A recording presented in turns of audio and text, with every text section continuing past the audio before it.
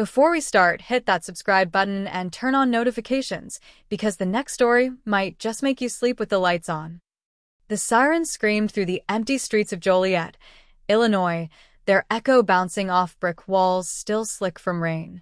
A man in a faded gray hoodie sprinted through the alleyways, slipping on puddles of oil and blood.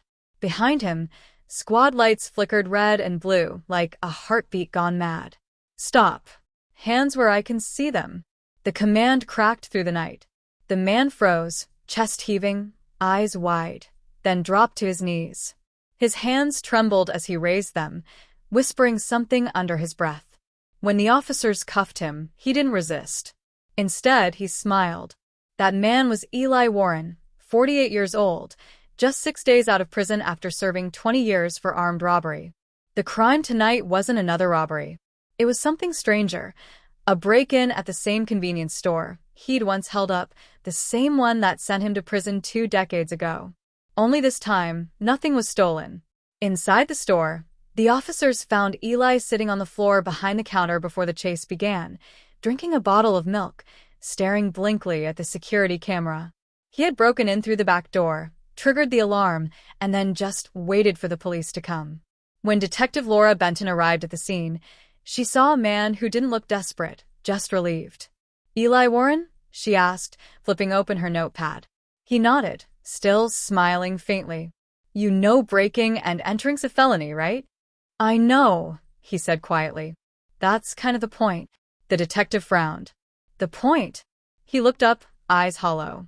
"I can't do it out there, detective. I tried. I really did. But it's too loud, too fast. In here," he glanced at the holding cell behind her, "it's quiet. Predictable." Benton didn't know what to make of it. The man had no drugs in his system, no money, no weapon. Just a piece of paper in his jacket pocket, a bus ticket to nowhere, and a folded letter that read, "Freedom isn't for everyone. Some of us belong where we can't run."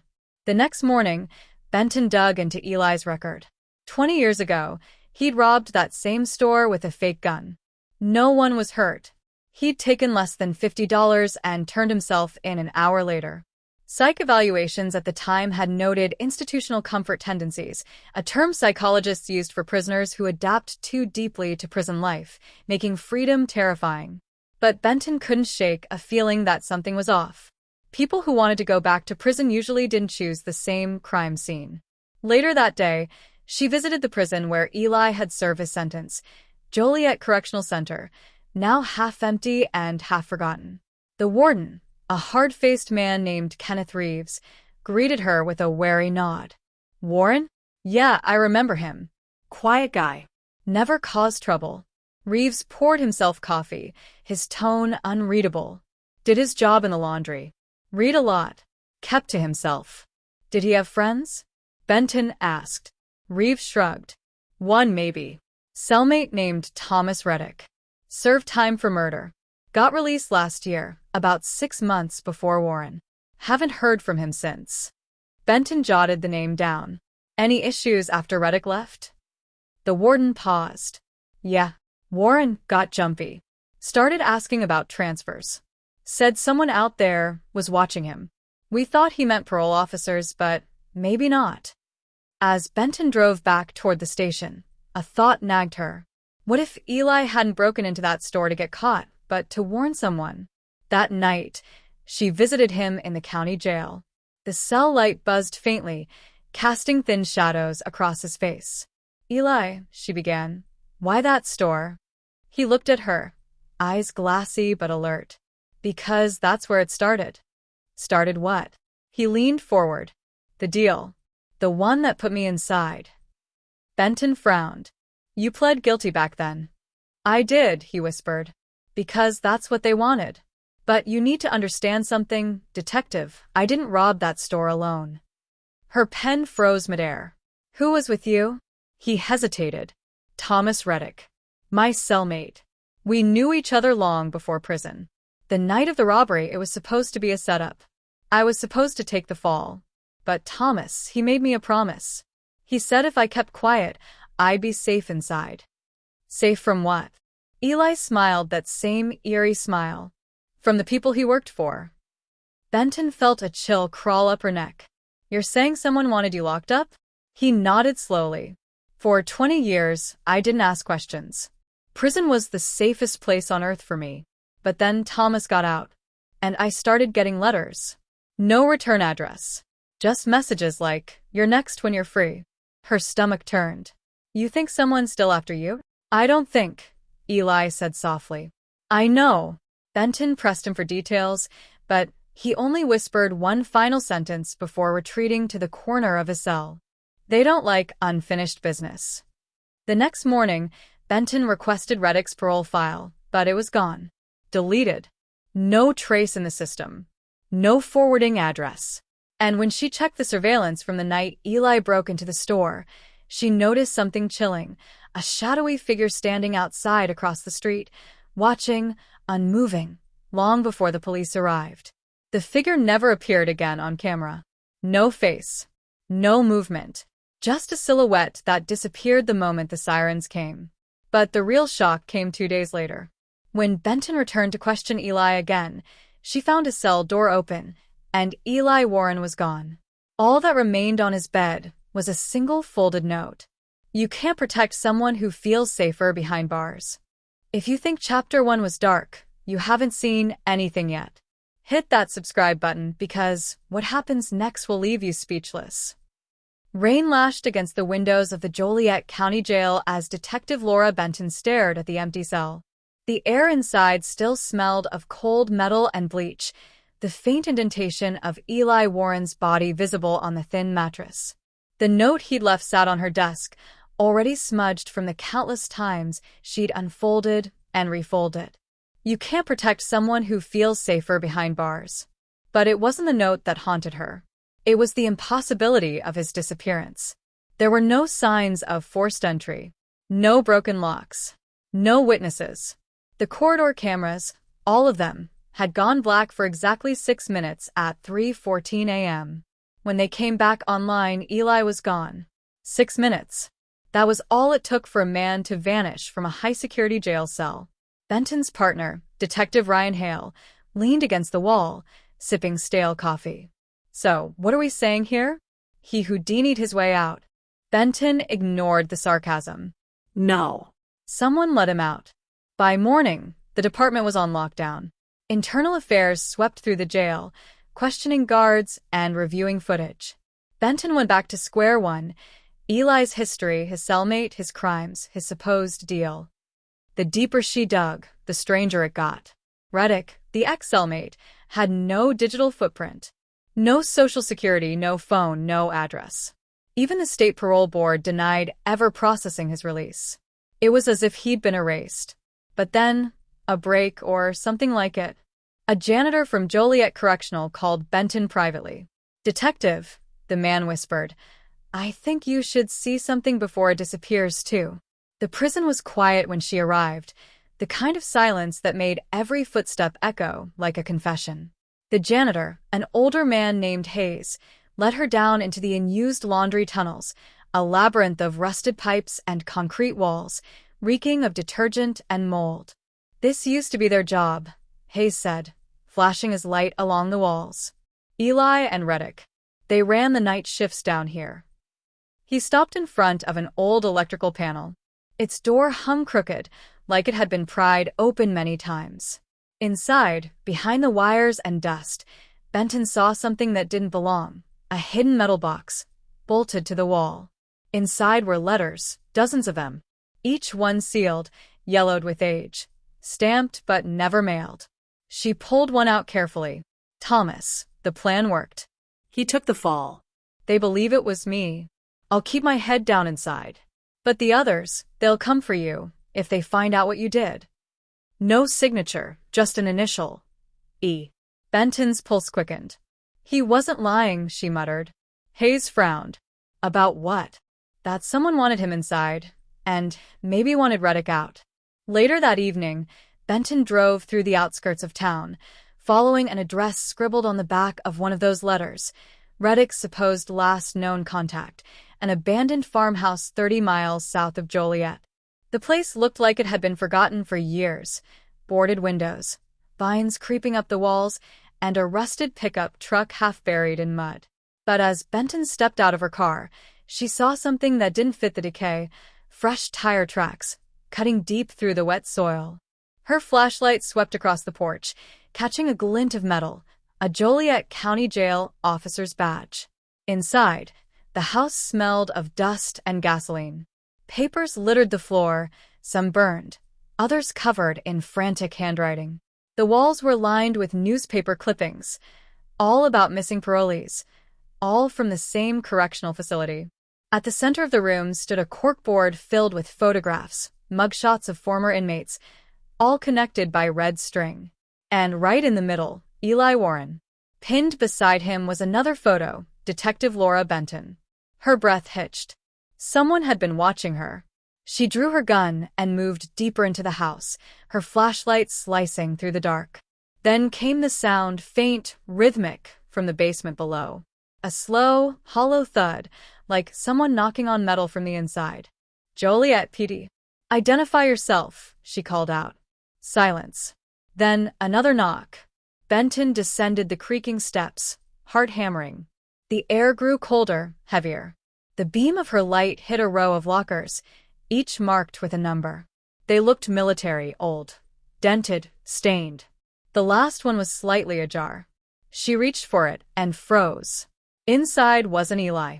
It was a guard uniform from the county jail, covered in blood. And taped to the locker door, a note written in shaky handwriting. "You found me once, detective. But you're looking in the wrong place again. E.W." Back at headquarters, Benton paced the room, mind racing. Hale scrolled through databases. So either Warren's playing games or someone's framing him. But why? Benton muttered. If he wanted to disappear, why leave clues? Unless... She stopped mid-sentence. The realization hit her like a punch. What if he didn't escape at all? What if someone took him, and they're using his name to cover their tracks? Hale frowned. So, who's the target then? Benton looked up slowly. Maybe us. At 2:47 a.m., her phone buzzed. A text from an unknown number. "Stop looking. He's where he belongs." Attached was a photo, a blurry image of Eli sitting in what looked like a small, windowless room. His hands were folded neatly in his lap. Behind him on the wall was something that made Benton's blood run cold. A hand-painted phrase. "Home is where the walls listen." She immediately traced the location's metadata, but it pinged inside the decommission section of Joliet Prison, the same place she'd just been hours earlier. "Impossible," Hale muttered, staring at the screen. "That section sealed off." Benton grabbed her coat. "Then we're unsealing it."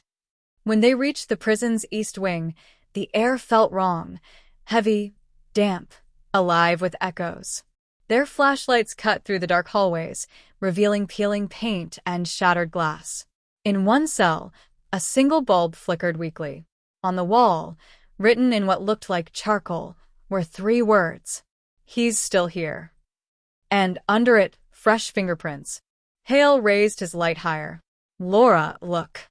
There, deep in the corner of the cell, half hidden beneath an old cot, was another metal box, identical to the first one she'd found in the tunnels.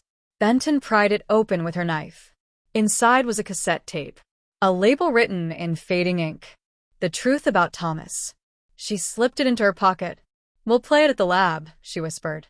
But as they turned to leave, the sound of a door creaking echoed through the corridor, slow, deliberate. Benton swung her light toward the noise. And for a split second, they saw him, Eli Warren, standing at the end of the hall. Pale. Still. His expression unreadable. Then the light flickered, and he was gone.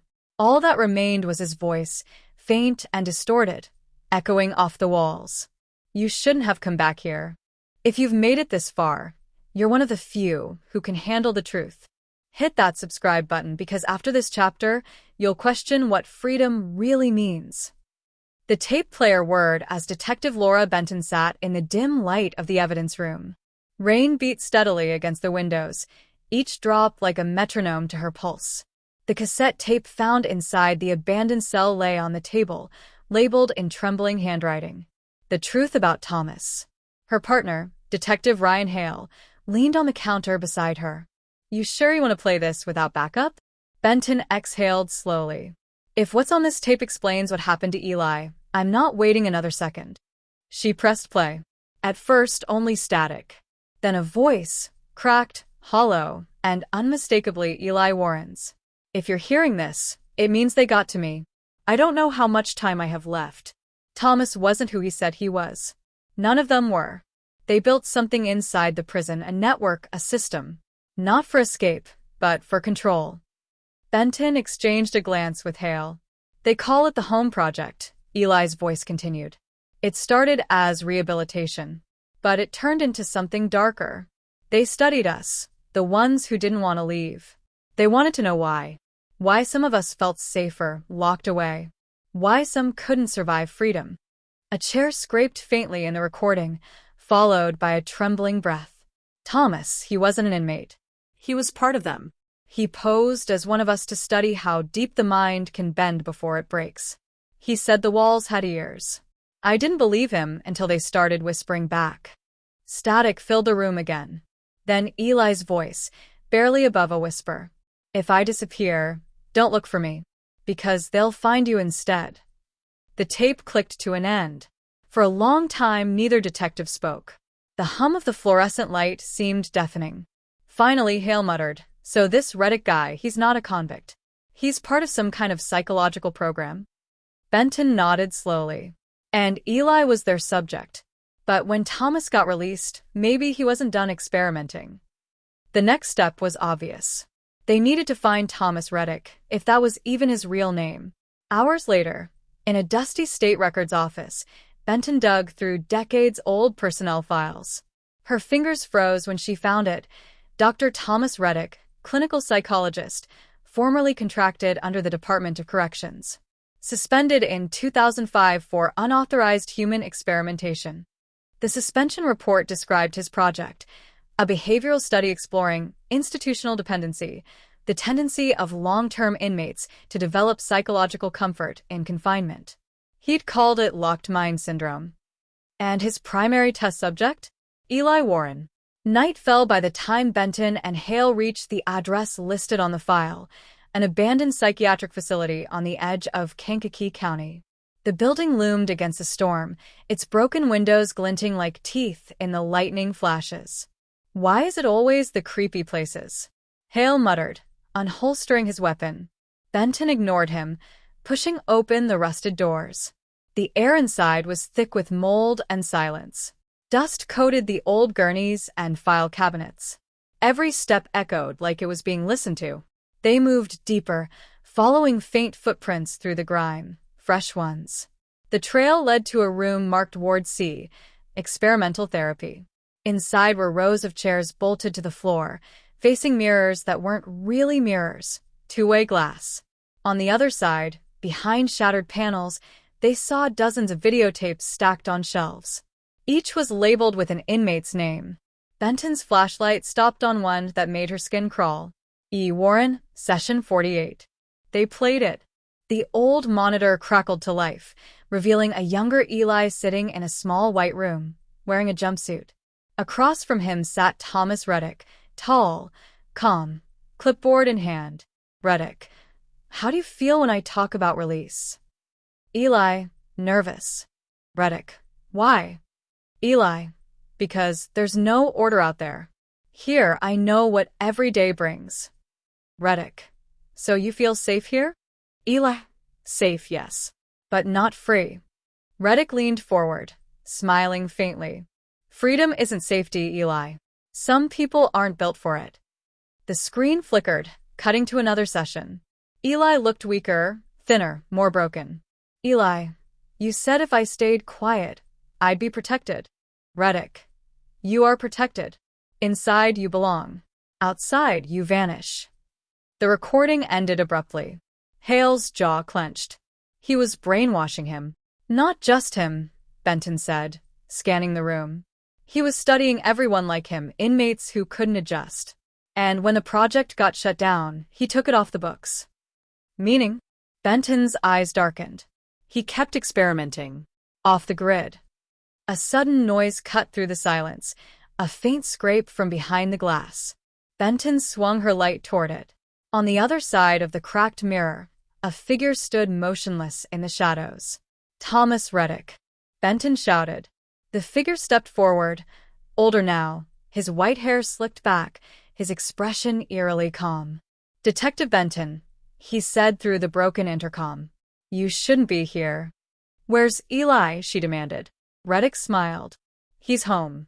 Benton raised her weapon. Where? Reddick took a step closer, the light glinting off his glasses.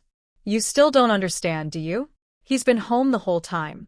We built the walls for people like him. People who can't live without structure, without control.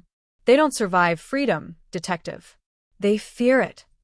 Hale moved toward the door, but before he could reach it, the lights went out. Total darkness. A metallic clang echoed through the building, followed by Eli's voice, faint, shaking, carried through the intercom system. Laura, don't trust him. Gunfire erupted. 2 flashes. Benton dove for cover as glass shattered overhead. When the lights flickered back on, Reddick was gone. So was Eli's voice. They searched for hours, but the building was empty. The only thing they found was another message, scrawled on the wall of the therapy room in thick black ink. Home isn't a place. It's a prison built inside your mind. Weeks passed. The department classified the case as unresolved. Reddick vanished completely. Benton filed her report but couldn't shake the feeling that she was still being watched. Then, one night, as she drove past the old Joliet prison, she saw a light flicker in one of the upper cells. A figure stood there, a silhouette, hands resting on the bars, face hidden in shadow. She pulled over, staring up through the rain. For a moment, she thought she heard his voice again, carried faintly through the wind. It's quiet here, Detective. Just the way I like it. The light went out, and in the darkness, Benton realized something she'd been avoiding all along. Eli hadn't escaped. He'd returned. Because for him, freedom was the real prison. If you think this story was intense, you're not ready for the next one. Hit subscribe because the next case will make you question everything you think you know about the human mind. White heavy checkmark, end of story. Locked minds. Why some criminals feel safer behind bars than outside.